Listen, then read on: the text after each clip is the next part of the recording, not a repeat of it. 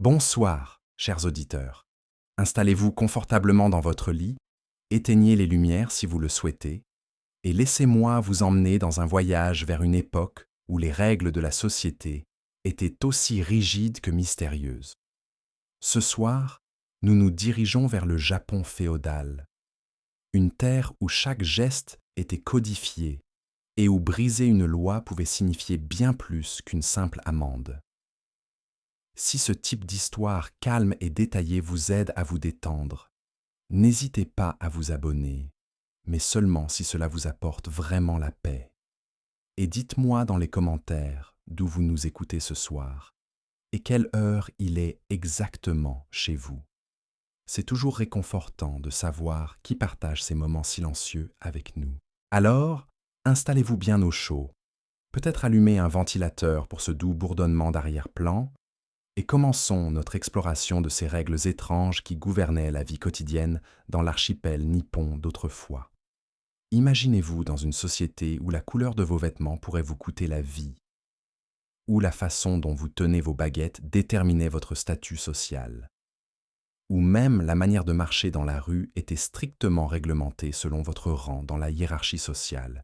Ce n'est pas de la fiction, c'était la réalité du Japon féodal, une époque qui s'étend approximativement du XIIe au XIXe siècle, où chaque aspect de l'existence humaine était minutieusement contrôlé par un ensemble de lois aussi fascinantes qu'impitoyables.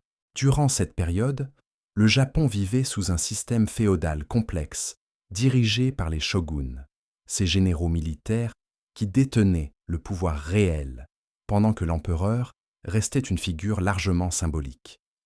Ce système, connu sous le nom de bakufu, créait une société stratifiée où chaque personne avait sa place précise et immuable. Les samouraïs occupèrent le sommet de cette pyramide sociale, suivis des paysans, puis des artisans, et enfin des marchands, considérés comme la classe la plus basse malgré leur richesse souvent considérable. Mais c'est dans les détails de ces lois que réside leur véritable étrangeté. Prenons par exemple les règles vestimentaires. Chaque classe sociale avait ses couleurs autorisées, ses tissus permis et même ses accessoires réglementés. Un paysan qui osait porter du violet, couleur réservée à la noblesse, pouvait être sévèrement puni. Les marchands, malgré leur prospérité, étaient contraints de porter des vêtements ternes et sans ornement, une humiliation constante qui rappelait leur statut social inférieur. Cette obsession pour le contrôle vestimentaire allait si loin que même la longueur des manches était réglementée selon l'âge et le statut matrimonial des femmes. Les lois somptuaires ne s'arrêtèrent pas aux vêtements. La nourriture elle-même était hiérarchisée. Certains aliments étaient interdits à certaines classes. Le riz blanc, par exemple, était considéré comme un luxe que seules les classes supérieures pouvaient s'offrir régulièrement.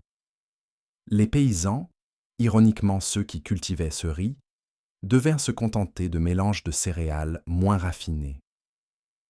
Même la taille des portions était réglementée lors des banquets officiels, avec des règles précises sur qui pouvait manger quoi et en quelle quantité. L'architecture domestique faisait également l'objet de lois minutieuses.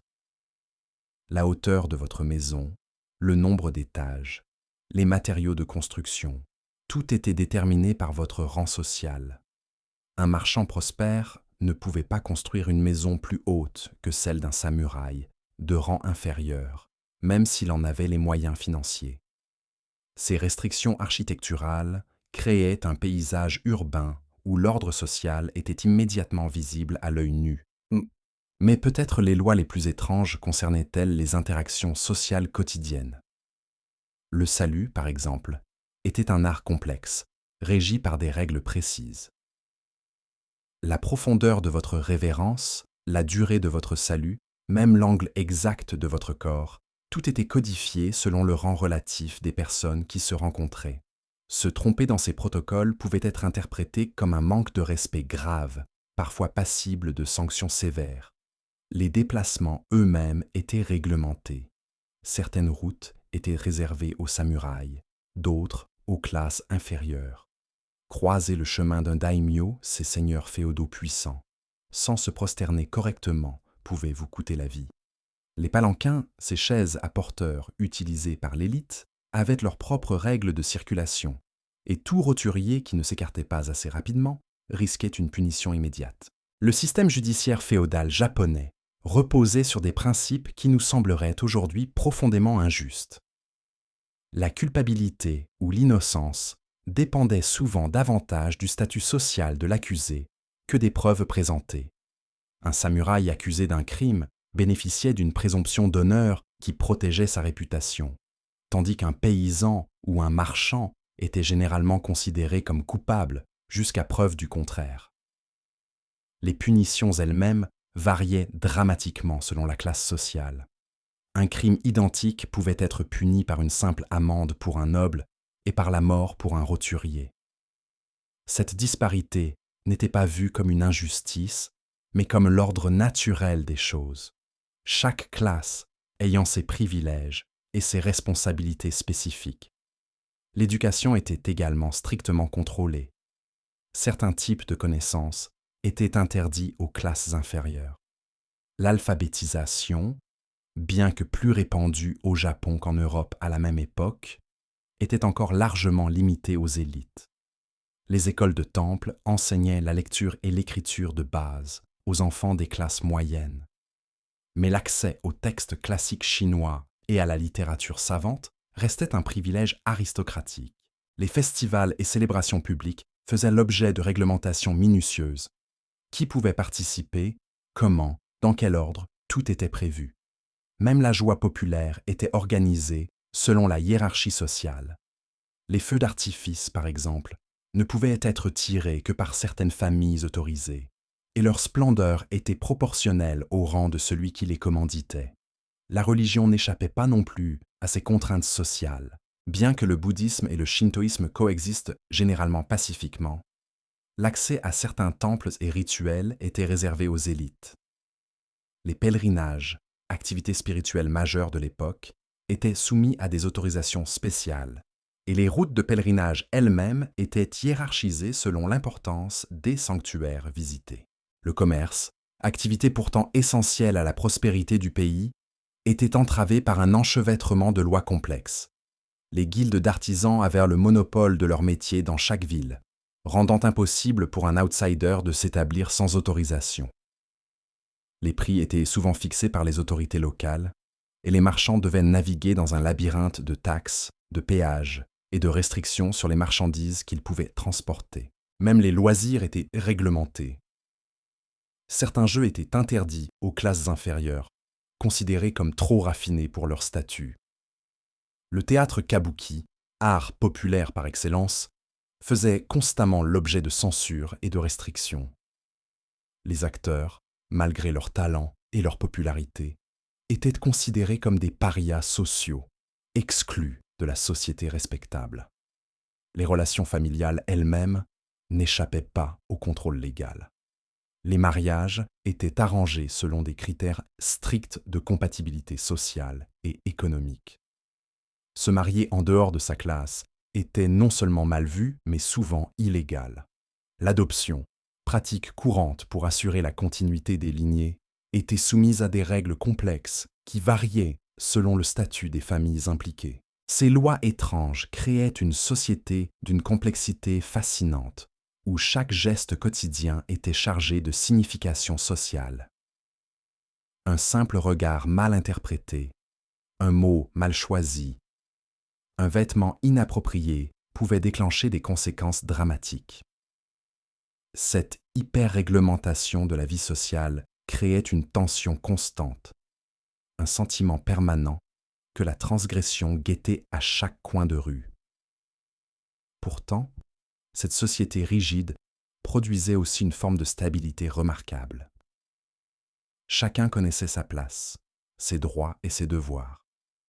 Cette prévisibilité sociale permettait une forme de paix civile, même si elle était obtenue au prix de la liberté individuelle.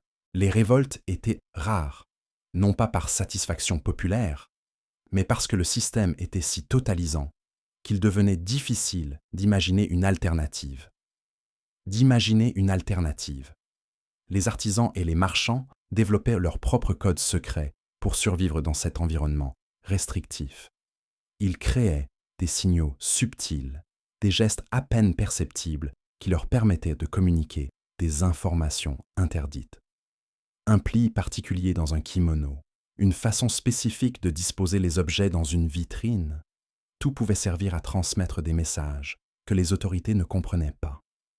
Ces réseaux clandestins de communication témoignaient de l'ingéniosité humaine face à l'oppression légale. Les saisons elles-mêmes étaient soumises à des règlements précis. Chaque période de l'année avait ses couleurs autorisées, ses motifs permis, ses activités réglementées. Porter une couleur de printemps en automne n'était pas simplement une faute de goût. C'était une transgression légale. Les fleurs représentées sur les tissus devaient correspondre exactement à celles qui fleurissaient naturellement à cette époque de l'année. Cette obsession pour l'harmonie saisonnière créait un calendrier visuel où l'ensemble de la société changeait d'apparence selon un rythme préétabli. Les enfants n'échappaient pas à ces contraintes. Dès leur plus jeune âge, ils apprenaient les gestes appropriés à leur classe sociale. Un enfant de samouraï devait maîtriser l'art de porter un sabre en bois avant même de savoir écrire. Les filles de marchands apprenaient à baisser les yeux en présence de leurs supérieurs sociaux. Ces apprentissages précoces façonnaient des personnalités entières, créant des réflexes comportementaux qui duraient toute une vie. L'eau elle-même était hiérarchisée. Certains puits étaient réservés aux classes supérieures, d'autres aux roturiers. Se tromper de source d'eau pouvait entraîner des sanctions sévères. Les bains publics, institution sociale majeure du Japon, étaient organisés selon des horaires stricts qui séparaient les différentes classes. Un artisan ne pouvait pas utiliser les mêmes installations qu'un samouraï, même si l'établissement était vide. Les animaux domestiques faisaient également l'objet de réglementations surprenantes. Certaines races de chiens étaient interdites aux classes inférieures. Les chevaux, symboles de prestige, ne pouvaient être possédés que par l'élite guerrière. Même les oiseaux en cage avaient leurs règles. Les espèces aux chants mélodieux étaient réservées à l'aristocratie, tandis que les classes populaires devaient se contenter d'espèces plus communes. Le système monétaire reflétait cette obsession hiérarchique. Différentes pièces étaient destinées à différentes classes sociales. Un marchand ne pouvait pas utiliser certaines dénominations réservées aux samouraïs, même s'il possédait la fortune nécessaire.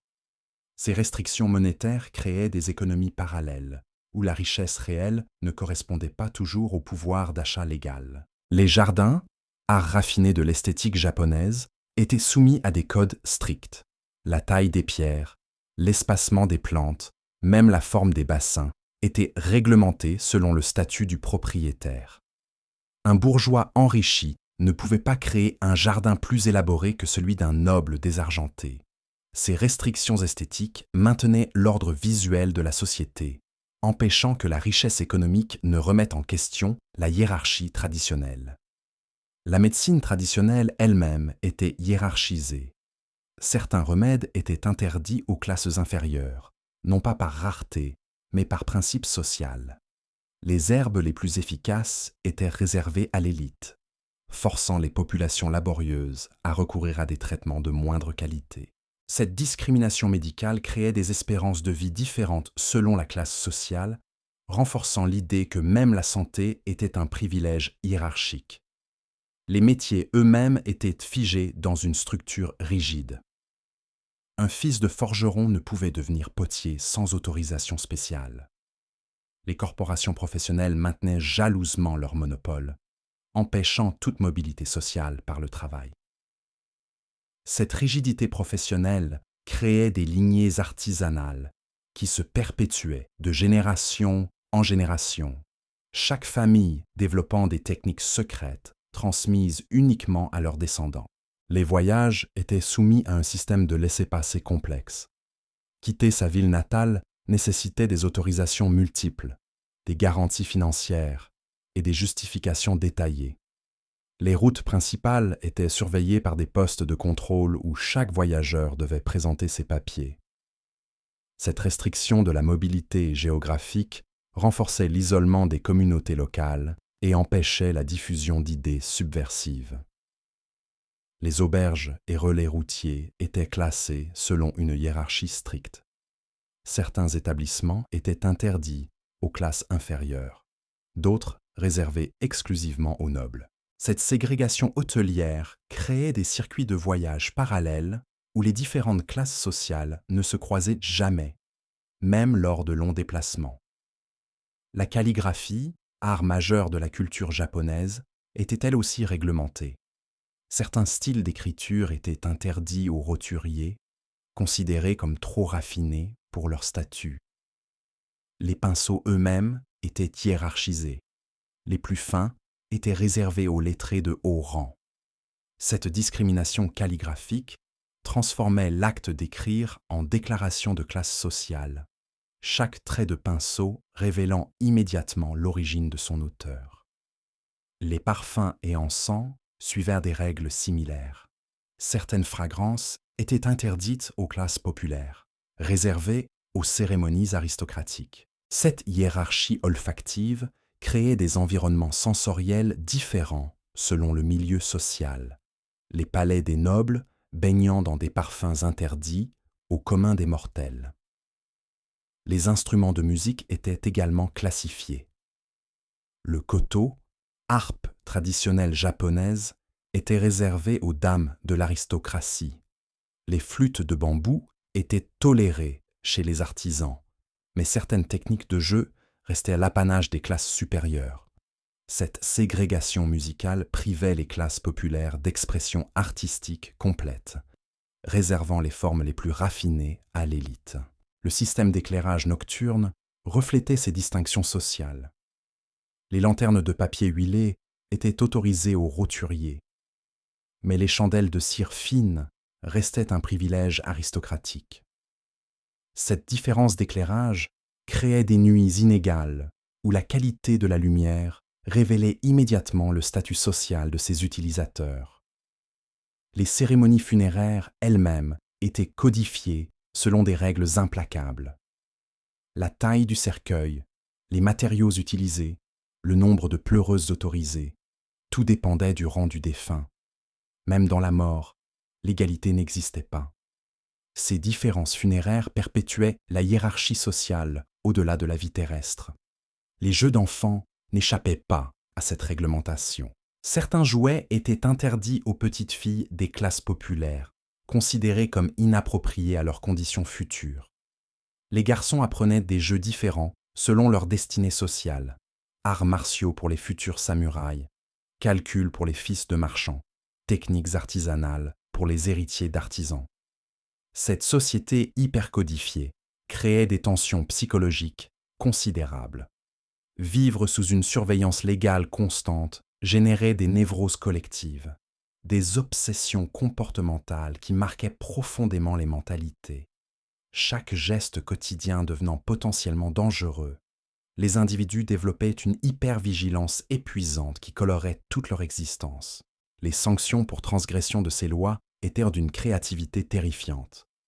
L'exil social, forme de mort civile, isolait complètement le contrevenant de sa communauté. Plus subtil que l'exécution, ce châtiment détruisait psychologiquement l'individu en le privant de toute identité sociale. D'autres punitions impliquaient des humiliations publiques raffinées, conçues pour marquer à vie la mémoire collective. Pourtant, dans cette rigidité apparente, des espaces de liberté relative existaient. Certaines fêtes populaires autorisaient temporairement l'inversion des rôles sociaux.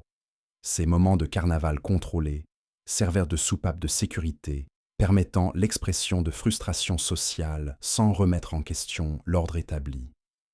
Ces parenthèses de liberté rendaient paradoxalement le système plus supportable. Les marchés nocturnes développaient leurs propres règles parallèles, créant des zones grises où les lois diurnes s'assouplissaient légèrement.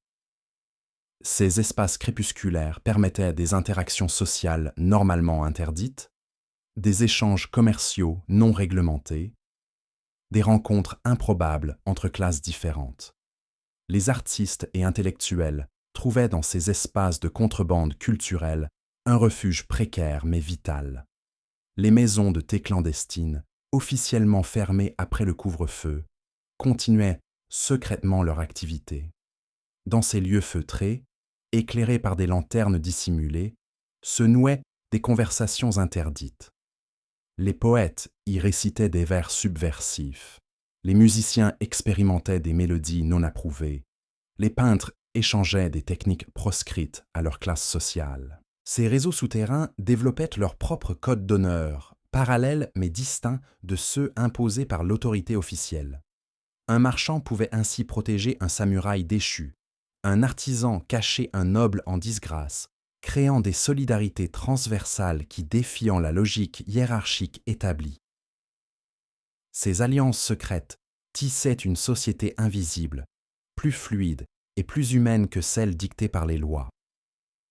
La prostitution elle-même était rigoureusement organisée selon ses principes de stratification sociale.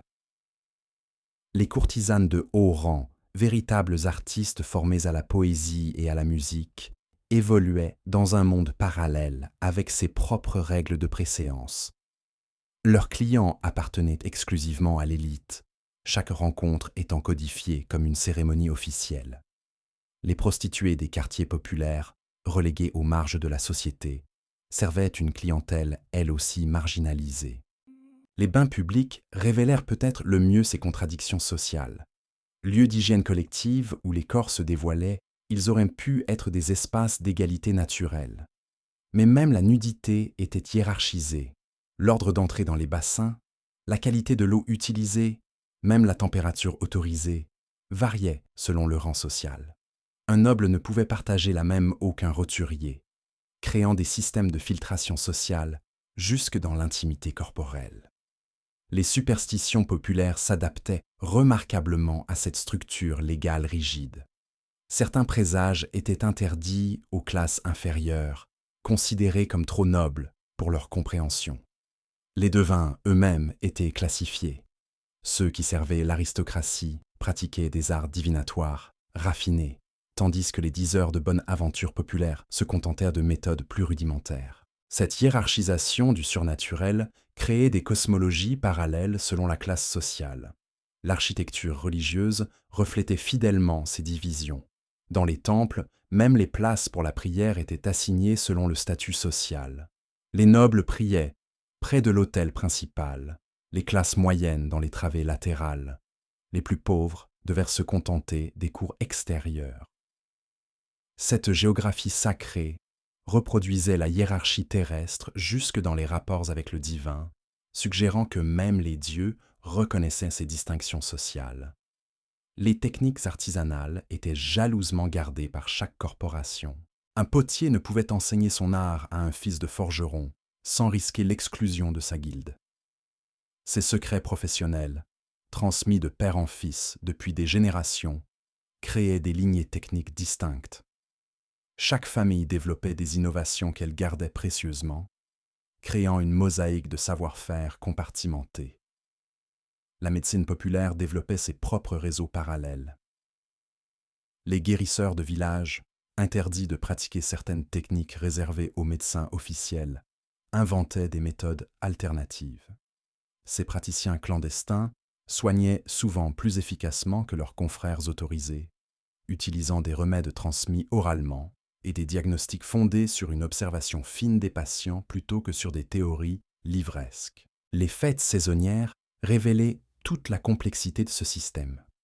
Officiellement réglementées dans les moindres détails, elles conservaient des traditions populaires qui échappaient partiellement au contrôle. Les masques de festival permettaient des transgressions temporaires. Les déguisements autorisaient des inversions sociales contrôlées. Ces moments de liberté surveillée servaient de laboratoire social où s'expérimentaient discrètement de nouvelles formes de relations humaines. L'alimentation quotidienne portait les marques de cette stratification jusque dans les détails les plus intimes. La façon de tenir les baguettes, l'ordre de consommation des plats, même la vitesse de mastication étaient codifiés selon le rang. Un repas devenait ainsi une performance sociale constante où chaque geste était scruté et interprété. Se nourrir cessait d'être un acte naturel pour devenir une démonstration permanente de conformité sociale. Les correspondances privées suivaient des protocoles épistolaires d'une complexité fascinante. Le papier utilisé, l'encre choisie, la calligraphie employée, tout signalait immédiatement le statut de l'expéditeur. Même l'intimité de la correspondance amoureuse était soumise à ces codes.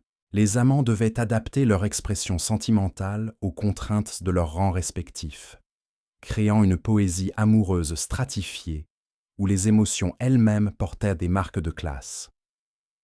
Les jardins privés devenaient des microcosmes de cette société hiérarchisée. Chaque pierre, chaque plante, chaque point d'eau était disposé selon des règles qui reflétaient l'ordre social. Un jardin révélait immédiatement le statut de son propriétaire à tout visiteur cultivé. Ces espaces apparemment naturels étaient en réalité des constructions sociales sophistiquées, où s'exprimait visuellement la position de chacun dans la hiérarchie. Les légendes populaires s'adaptaient à cette réalité légale, en créant des héros qui transcendaient miraculeusement les barrières sociales. Ces récits, colportés oralement, offraient une évasion imaginaire aux contraintes quotidiennes. Les conteurs développèrent des techniques narratives subtiles pour critiquer indirectement l'ordre établi sans tomber sous le coup de la censure. Ces histoires servaient de soupape psychologique collective. L'artisanat du métal révélait particulièrement bien ces divisions professionnelles rigides. Les forgerons qui fabriquaient les sabres des samouraïs ne pouvaient ni produire d'outils agricoles, monopole d'autres corporations. Cette spécialisation forcée créait des dépendances économiques complexes, mais aussi des innovations techniques remarquables, chaque corps de métier poussant l'excellence dans son domaine restreint. Les rituels de passage, naissance, majorité, mariage, mort, étaient minutieusement codifiés selon la classe sociale.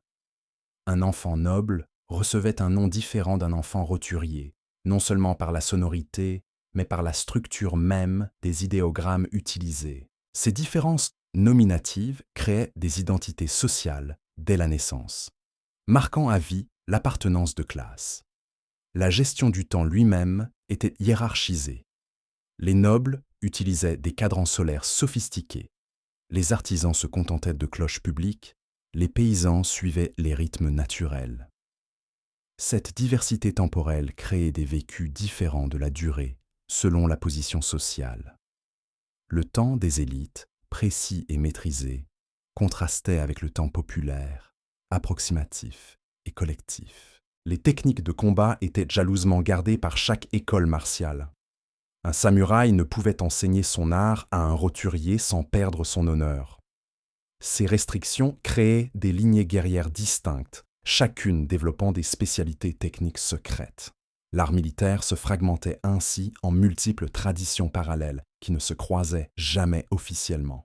Les processions religieuses révélaient spectaculairement cette hiérarchisation sociale. L'ordre de marche, la richesse des costumes, la taille des bannières, tout était calibré selon le rang des participants. Ces défilés devenaient des démonstrations visuelles de l'ordre social, permettant à la population d'observer concrètement sa propre stratification. Participer à ces processions constituait un privilège gradué selon la position de chacun. L'éclairage intérieur des maisons portait lui aussi ses marques de distinction. Les chandelles de cire d'abeille, réservées aux nobles, diffusaient une lumière dorée et parfumée.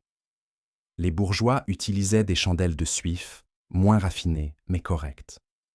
Les plus pauvres se contentaient de lampes à huile végétale qui fumaient et sentaient le fort.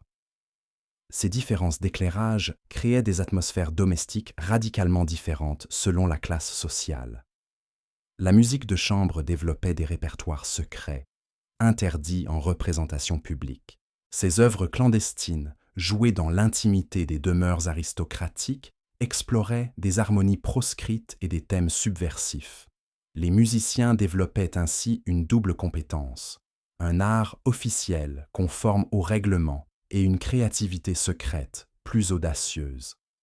Les techniques de teinture textile étaient réparties entre corporations selon des monopoles stricts. Chaque couleur avait ses spécialistes attitrés qui gardaient jalousement leur formule. Cette fragmentation technique créait une palette chromatique socialement codifiée où chaque nuance portait une signification de classe. Porter une couleur inappropriée constituait donc non seulement une transgression esthétique, mais une violation technique des monopoles corporatifs. Les jeux d'argent eux-mêmes étaient stratifiés selon des règles complexes. Certains jeux de hasard étaient réservés aux nobles, d'autres tolérés chez les marchands, les plus simples abandonnés aux classes populaires. Cette hiérarchisation ludique créait des sociabilités de loisirs cloisonnées, où les différentes classes ne se mélangeaient jamais, même dans la détente. Les bibliothèques privées reflétaient parfaitement ces distinctions culturelles. Posséder certains ouvrages était un privilège de classe, d'autres textes restant interdits aux roturiers. Cette censure sélective créait des niveaux de culture différenciés, où l'accès au savoir dépendait directement du statut social. Les lettrés développaient des systèmes de prêts clandestins pour contourner ces restrictions. Les techniques de préparation des repas étaient elles aussi minutieusement réglementées selon l'appartenance sociale. Les couteaux de cuisine autorisés aux différentes classes variaient en qualité et en forme. Un cuisinier noble maniait des lames forgées spécialement, tandis que les domestiques se contentaient d'outils plus grossiers. Même la façon de découper les aliments suivait des protocoles distincts, créant des arts culinaires parallèles qui ne se rencontraient jamais. L'art du pliage des tissus, ancêtre de l'origami, était enseigné différemment selon le milieu social. Les dames de l'aristocratie apprenaient des techniques complexes pour plier leurs kimonos de cérémonie, créant des formes symboliques raffinées. Les servantes devaient se contenter de pliages fonctionnels, sans ornement ni recherche esthétique. Ces gestes quotidiens devenaient ainsi des marqueurs sociaux constants. Les coiffures féminines constituaient peut-être l'expression la plus spectaculaire de cette hiérarchisation. Chaque classe sociale avait ses styles autorisés, ses ornements permis, ses techniques de maintien spécifiques. Une coiffure inappropriée pouvait immédiatement révéler une usurpatrice d'identité sociale. Les coiffeuses elles-mêmes étaient spécialisées selon leur clientèle, développant des savoir-faire distincts qui ne se transmettaient jamais d'une classe à l'autre. L'architecture des ponts et des routes révélait ces divisions jusque dans l'aménagement du territoire. Certains passages étaient réservés aux nobles, d'autres aux roturiers. Cette ségrégation spatiale créait des circulations parallèles où les différentes classes suivaient littéralement des chemins différents pour se rendre au même endroit. Les ingénieurs devaient concevoir des infrastructures multiples pour respecter ces contraintes sociales. Les soins aux malades suivaient des protocoles médicaux différenciés. Un noble malade bénéficiait de traitements interdits aux roturiers, non par rareté des remèdes, mais par principe hiérarchique. Les médecins développaient ainsi des compétences doubles, une médecine officielle pour l'élite et des techniques simplifiées pour les classes populaires.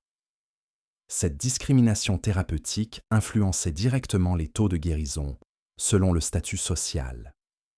Les techniques d'écriture sur les différents supports matériels étaient réparties selon des spécialisations de classe. L'écriture sur soie appartenait aux lettrés aristocratiques, celle sur papier de riz aux bourgeois cultivés, celle sur écorce aux scribes populaires. Ces supports différents nécessitaient des encres spécifiques et des pinceaux adaptés, créant des traditions calligraphiques complètement distinctes. L'organisation des cérémonies de mariage révélait toute la sophistication de ce système légal. Non seulement les époux devaient appartenir à la même classe sociale, mais leurs familles respectives devaient présenter des rangs équivalents à l'intérieur de cette classe. Ces subtilités généalogiques nécessitaient des investigations complexes et des négociations délicates pour établir la compatibilité sociale des futurs conjoints. Les techniques de conservation des aliments étaient jalousement gardées par chaque corporation alimentaire. Les salaisons nobles utilisaient des sels raffinés et des épices importées, créant des saveurs interdites aux classes inférieures. Les méthodes de fumage, de séchage, de fermentation variaient selon le statut social des consommateurs finaux. Cette gastronomie stratifiée créait des palais éduqués différemment selon l'origine sociale.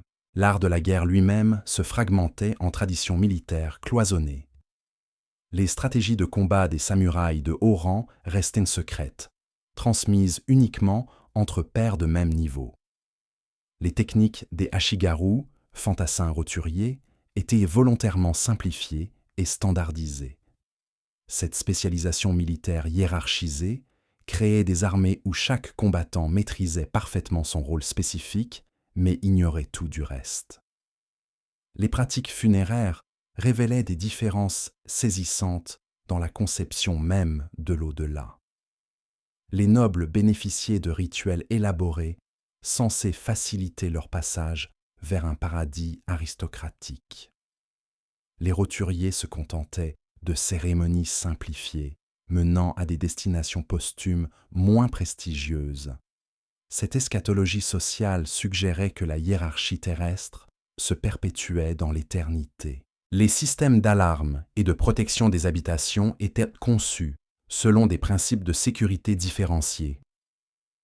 Les demeures nobles disposaient de dispositifs sophistiqués, planchers qui grincent délibérément, cloisons amovibles, passages secrets.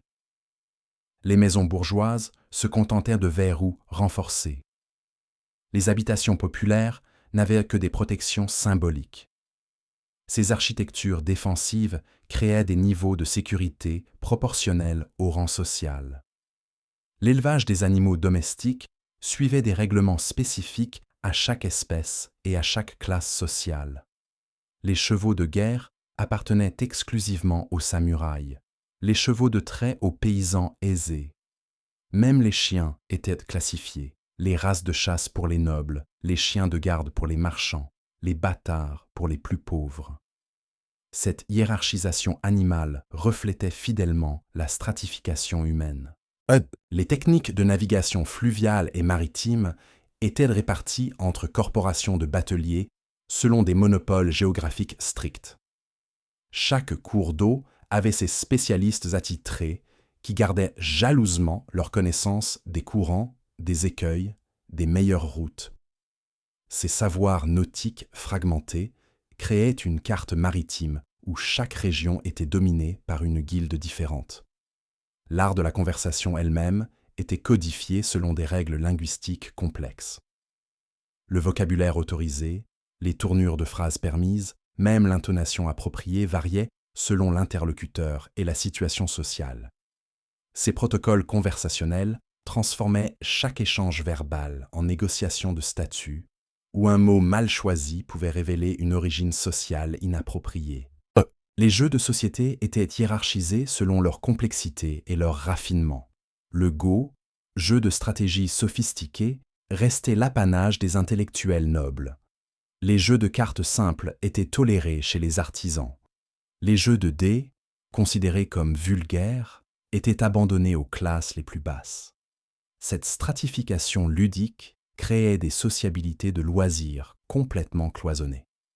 L'organisation des ateliers artisanaux reflétait ces principes hiérarchiques jusque dans la disposition spatiale. L'emplacement de chaque ouvrier, la qualité de ses outils, même l'éclairage de son poste de travail étaient déterminés par son rang dans la corporation. Ces micro-hiérarchies professionnelles reproduisaient à petite échelle l'ordre social général. Les techniques de massage et de soins corporels étaient spécialisées selon la clientèle visée. Les masseurs de l'aristocratie maîtrisaient des techniques raffinées importées de Chine, utilisant des huiles parfumées et des manipulations délicates. Ceux qui servaient les classes populaires pratiquaient des méthodes plus rustiques, mais souvent plus efficaces, héritées de traditions locales anciennes. L'art de la parfumerie développait des créations olfactives strictement réservées à chaque classe sociale. Certaines essences étaient interdites aux roturiers, d'autres obligatoires pour certaines cérémonies aristocratiques. Ces codes olfactifs créaient des signatures parfumées qui permettaient d'identifier immédiatement l'origine sociale d'une personne, même dans l'obscurité. Les systèmes de chauffage domestique révélaient des inégalités thermiques considérables. Les demeures nobles disposaient de braseros sophistiqués et de systèmes de circulation d'air chaud. Les maisons bourgeoises se contentaient de foyers centraux. Les habitations populaires n'avaient que des braseros rudimentaires, souvent dangereux. Ces différences de confort thermique influençaient directement la santé et l'espérance de vie selon la classe sociale. L'éducation des enfants suivait des programmes pédagogiques radicalement différents selon leur destinée sociale. Les jeunes nobles apprenaient les arts martiaux, la poésie classique, la stratégie militaire. Les fils de marchands étudiaient le calcul, la géographie commerciale, les langues étrangères. Les enfants d'artisans se formaient exclusivement dans le métier paternel. Cette spécialisation éducative précoce figeait les destinées sociales dès l'enfance. Les réseaux d'approvisionnement en eau potable étaient organisés selon des priorités hiérarchiques strictes. En cas de pénurie, les nobles étaient servis en premier, puis les bourgeois, enfin les classes populaires. Cette gestion inégalitaire des ressources vitales créait des vulnérabilités différenciées face aux crises hydrologiques. L'art de la céramique se fragmentait en traditions techniques jalousement gardées par chaque corporation. Les potiers qui fabriquaient la vaisselle noble maîtrisaient des techniques de glaçure interdites à ceux qui produisaient pour les classes populaires. Ces secrets techniques créaient des objets du quotidien dont la beauté et la fonctionnalité variaient drastiquement selon leur destination sociale. Les pratiques de deuil suivaient des protocoles émotionnels codifiés selon le rang du défunt et des endeuillés. La durée du deuil, les vêtements portés, les manifestations de chagrin autorisées variaient selon la position sociale. Ces règlements de la douleur transformaient même le chagrin en performance sociale, où l'authenticité des sentiments importait moins que leur conformité aux codes établis. L'organisation des marchés urbains reflétait fidèlement cette stratification sociale. L'emplacement des étals, les heures de vente autorisées, même la clientèle ciblée, étaient déterminés par le statut des commerçants. Ces géographies commerciales créaient des circuits d'approvisionnement parallèles où les différentes classes sociales fréquentaient des marchés distincts. Les techniques de broderie et d'ornementation textile étaient spécialisées selon la destination finale des ouvrages. Les brodeuses qui travaillaient pour l'aristocratie maîtrisaient des points complexes et utilisaient des fils précieux. Celles qui servaient les classes moyennes pratiquaient des techniques simplifiées avec des matériaux plus communs. Cette hiérarchisation artisanale créait des niveaux de raffinement vestimentaire proportionnels au statut social. L'art de la divination se fragmentait en spécialités réservées à différentes clientèles. Les devins aristocratiques pratiquaient l'astrologie savante et l'interprétation des textes classiques. Les voyants populaires se contentèrent de méthodes plus directes, lecture des lignes de la main, interprétation des rêves, observation des présages naturels. Ces traditions divinatoires parallèles créaient des cosmologies distinctes selon la classe sociale. Les systèmes de signalisation routière étaient conçus pour guider différemment les voyageurs selon leur statut. Certains panneaux, rédigés en caractères chinois classiques, ne s'adressaient qu'aux lettrés. D'autres, utilisant des symboles simples, guidaient les roturiers illettrés. Cette signalétique sociale créait des réseaux d'information routière hiérarchisés. L'entretien des jardins publics révélait des priorités esthétiques différenciées. Les espaces fréquentés par l'aristocratie bénéficiaient de soins sophistiqués et d'aménagements raffinés. Les jardins populaires se contentaient d'un entretien fonctionnel minimal. Ces paysages urbains stratifiés créaient des environnements visuels de qualité inégale selon les quartiers et leur fréquentation sociale. Les rites de purification religieuse suivaient des protocoles différents selon le statut des fidèles. Les nobles bénéficiaient de cérémonies élaborées, utilisant des eaux sacrées rares et des encens précieux. Les roturiers se contentèrent de rituels simplifiés avec des moyens plus modestes.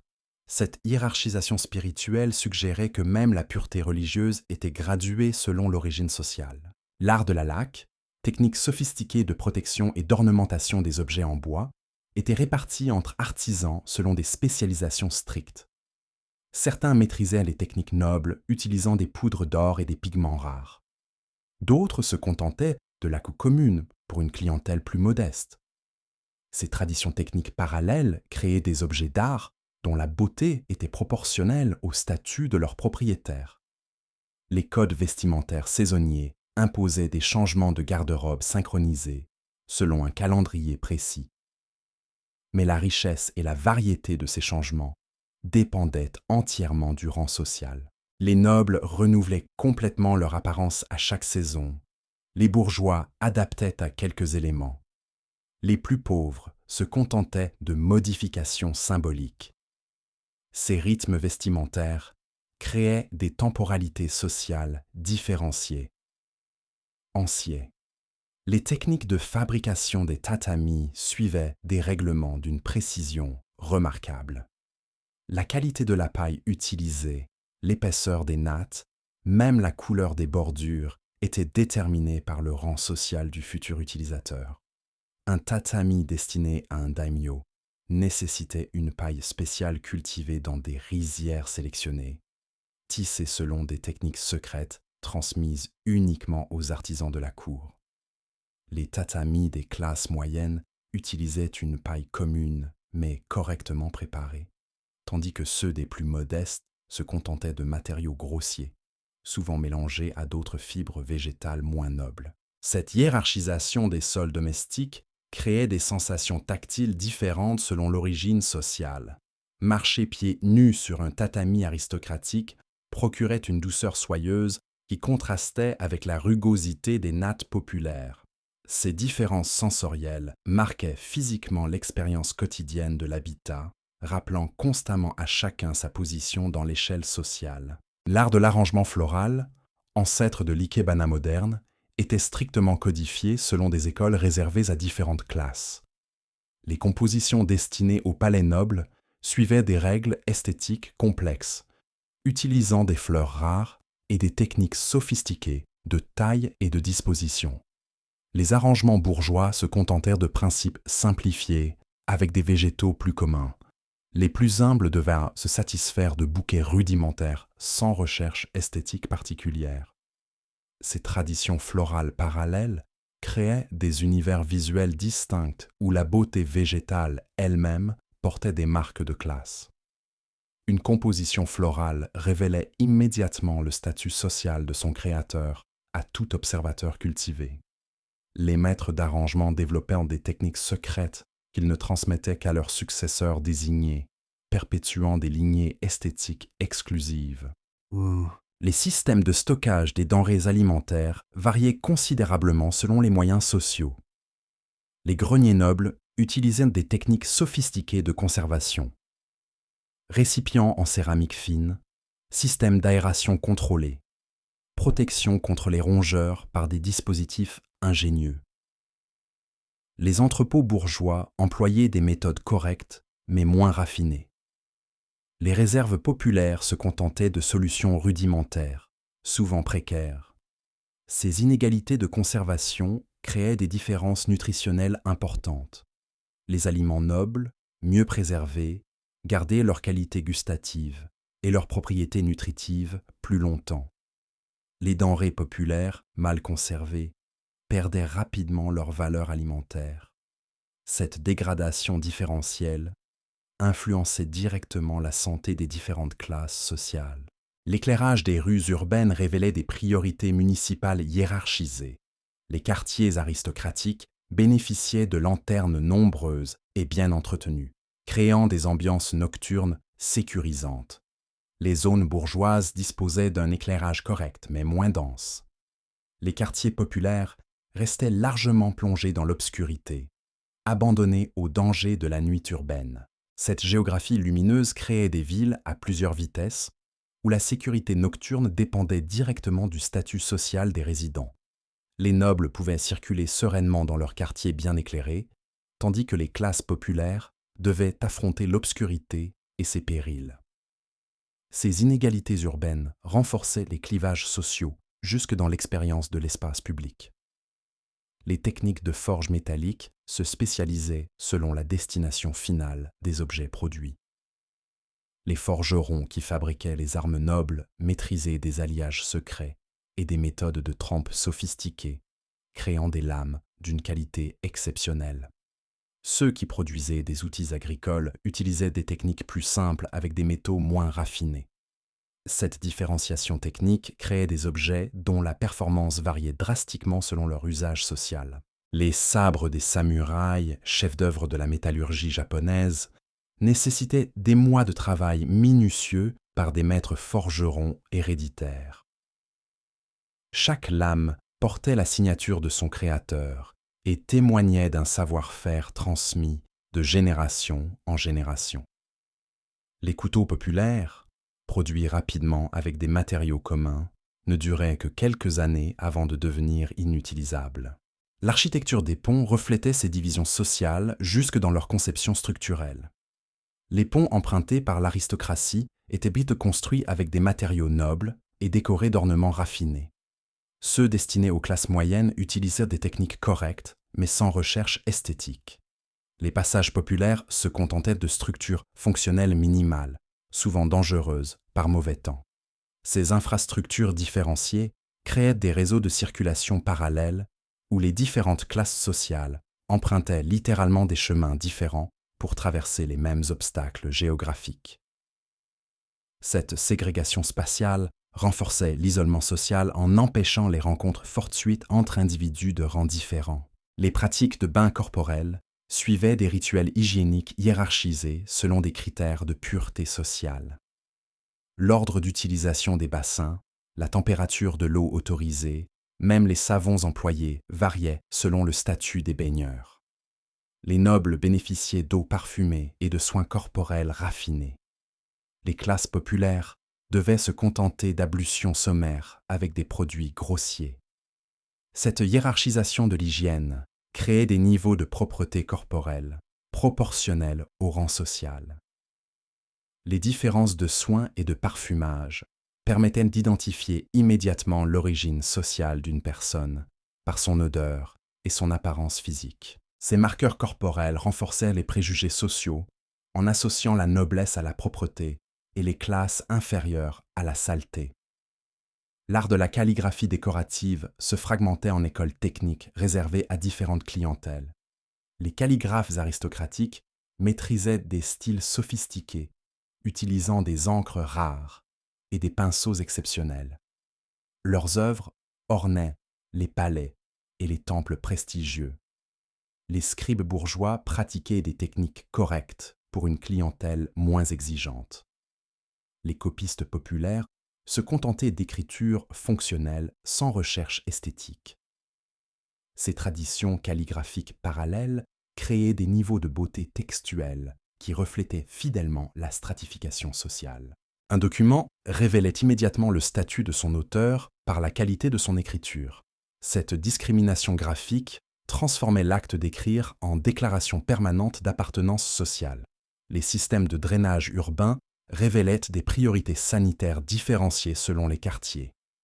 Les zones aristocratiques bénéficiaient de réseaux d'évacuation sophistiqués qui préservaient la salubrité publique.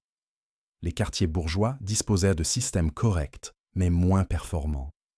Les zones populaires étaient largement abandonnées aux problèmes d'insalubrité, créant des foyers de maladies récurrents. Ces inégalités sanitaires influençaient directement les conditions de vie et la mortalité selon l'origine sociale. Les nobles évoluaient dans des environnements sains qui préservaient leur santé, tandis que les classes populaires subissaient des conditions insalubres qui favorisaient les épidémies. Cette géographie de la maladie renforçait les écarts d'espérance de vie entre les différentes strates sociales. L'élevage des vers à soie, industrie cruciale de l'époque, était organisé selon des monopoles corporatifs stricts.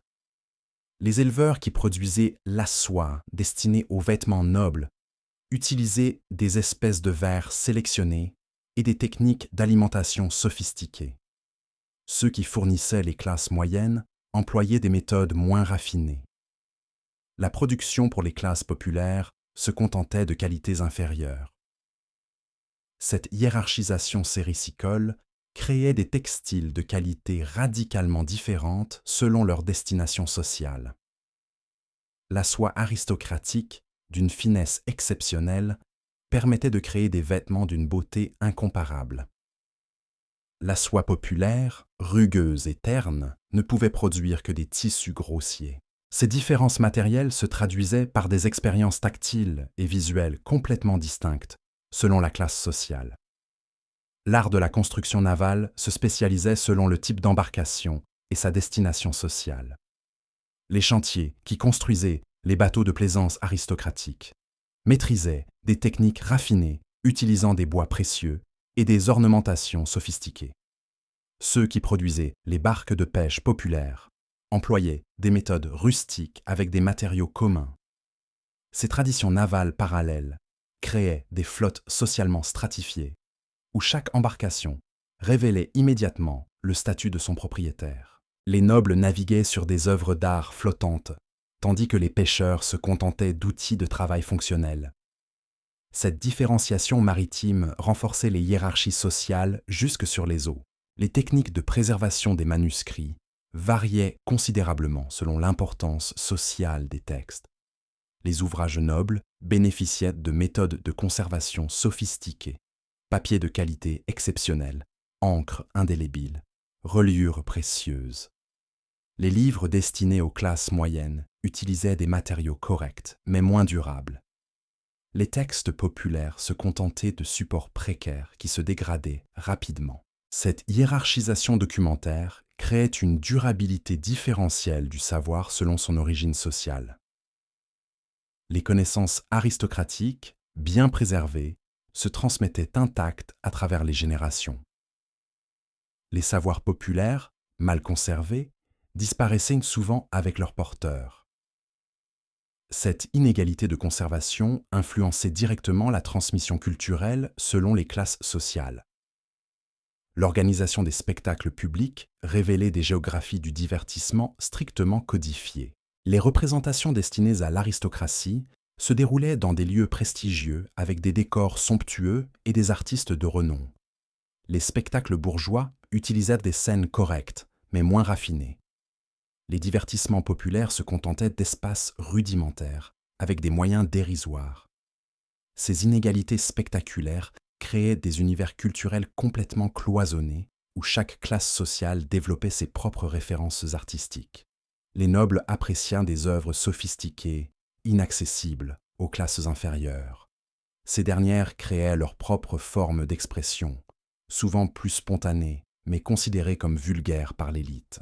L'art de la parfumerie d'intérieur développait des créations olfactives, spécialisées selon l'habitat visé.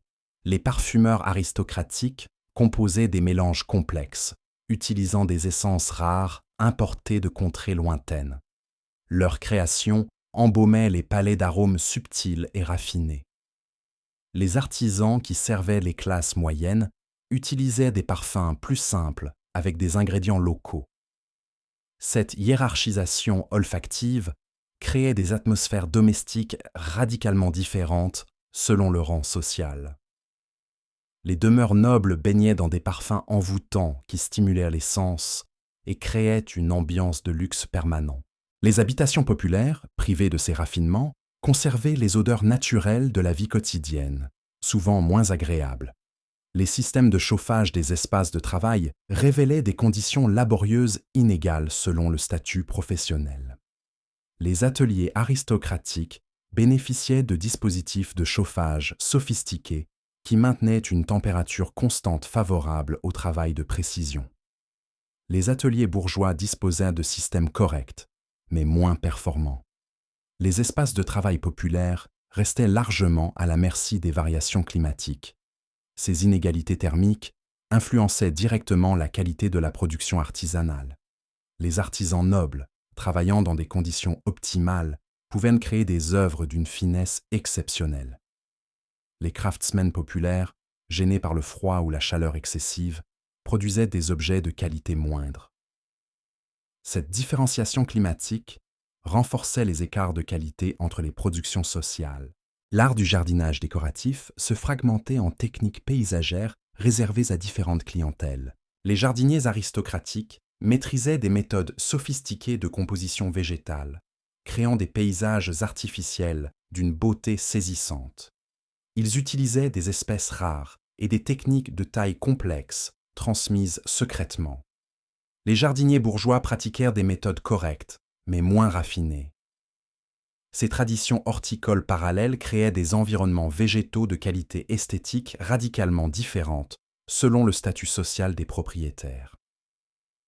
Les jardins nobles rivalisaient de sophistication et d'originalité, tandis que les jardins populaires se contentaient d'une fonctionnalité basique. Cette stratification paysagère transformait la nature domestiquée en marqueur social visible. Les techniques de fabrication des instruments de mesure révélaient des niveaux de précision proportionnels au rang social de leurs utilisateurs. Les instruments destinés aux savants aristocratiques bénéficiaient d'un artisanat d'exception, utilisant des matériaux nobles et des techniques de calibrage sophistiquées. Ceux produits pour les classes moyennes employaient des méthodes correctes mais moins précises.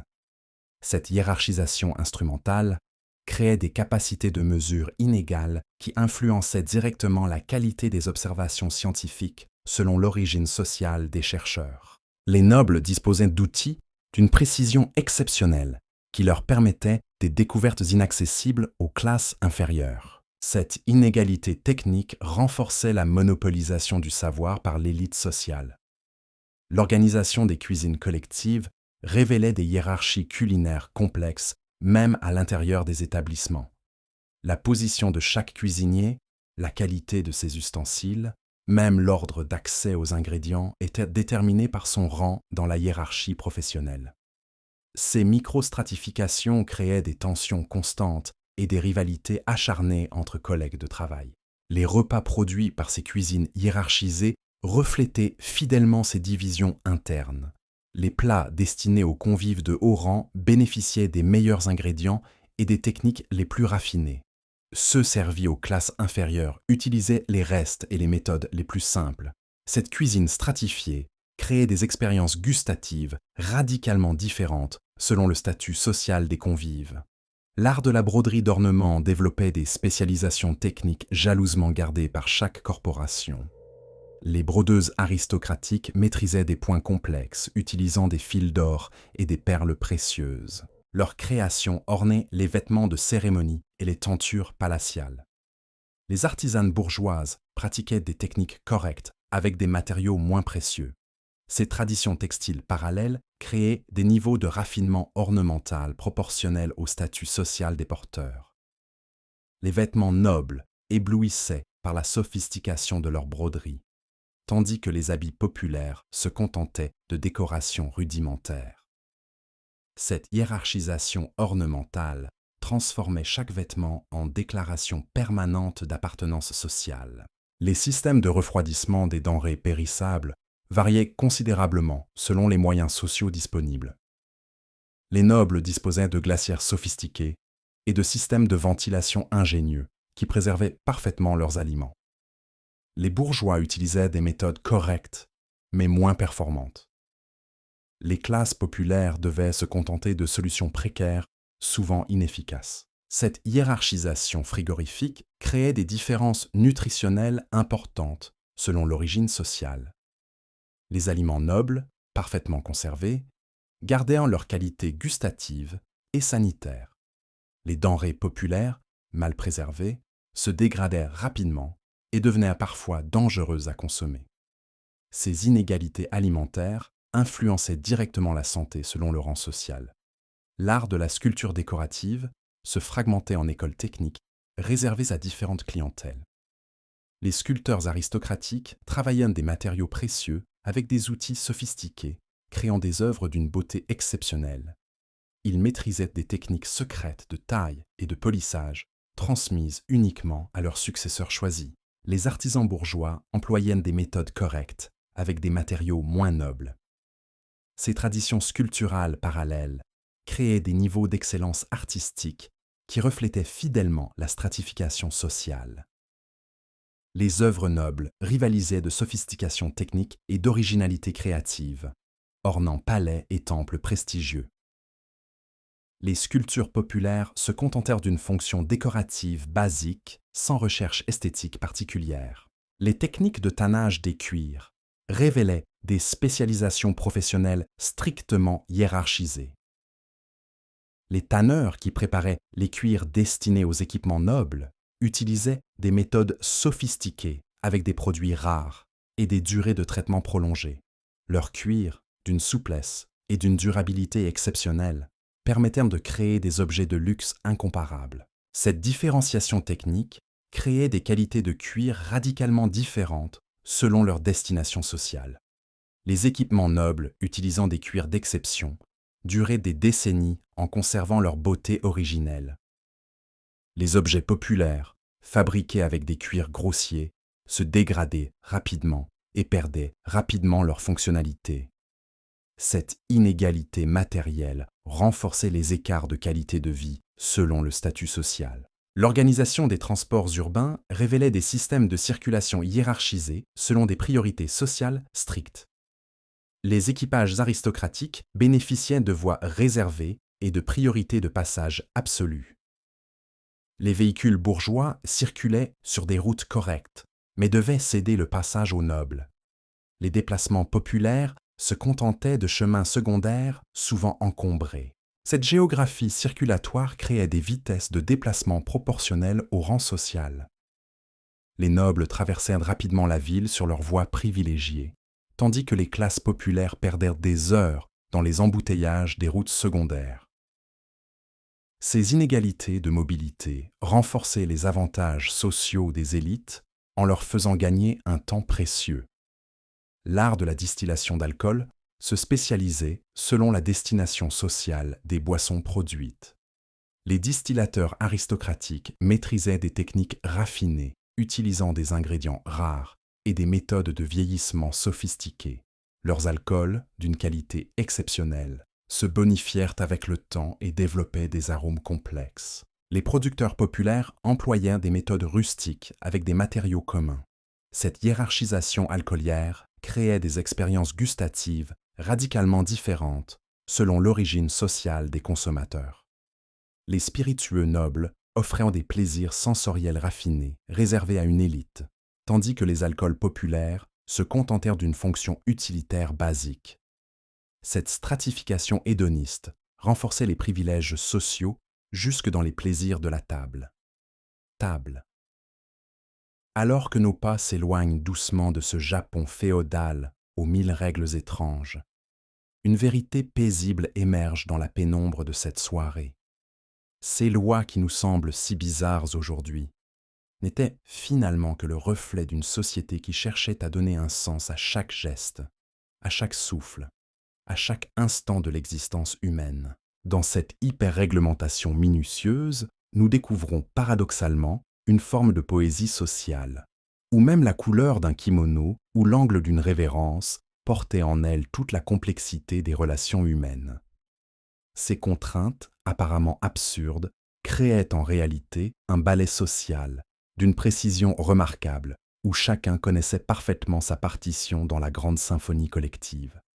Peut-être qu'en fermant les yeux ce soir, vous entendrez encore l'écho lointain de ces jettas sur les pavés d'Edo, le froissement de la soie interdite, le murmure des conversations codifiées. Car, au-delà de leur étrangeté, ces lois nous parlent de quelque chose d'universellement humain.